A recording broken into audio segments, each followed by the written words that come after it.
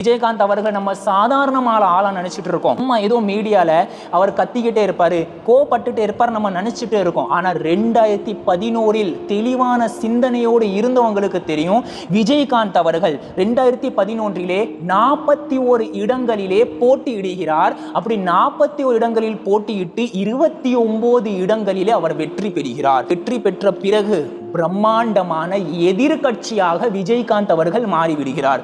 இப்படி எதிர்கட்சியாக இவர் மாறிய பிறகு செல்வி ஜெயலலிதா அவர்கள் செஞ்ச அரசியல் என்னன்னா, விஜயகாந்த் அவர்களிடத்தில் இருந்த எம்எல்ஏகளை, சட்ட உறுப்பினர்களை விலை கொடுத்து வாங்க தொடங்கினார். அந்த சமயத்தில் சில நியூஸ்களிலே பதிவு செஞ்சாங்க, செல்வி ஜெயலலிதா அவர்கள் எம்ஜிஆருக்கு அடுத்ததாக இந்த கட்சியை தன்னுடைய கண்ட்ரோலில் வைத்திருப்பது முறையற்றதாக நடப்பதை போன்று தெரிகிறது.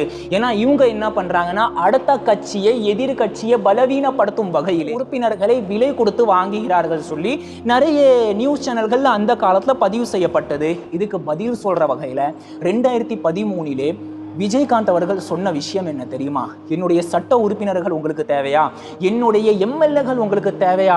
நானே உங்களுக்கு முழுமையா கொடுத்துட்றேன், நான் எழுதி கொடுத்துட்றேன், தேமுதிக கட்சியை நீங்களே வச்சுக்கோங்க.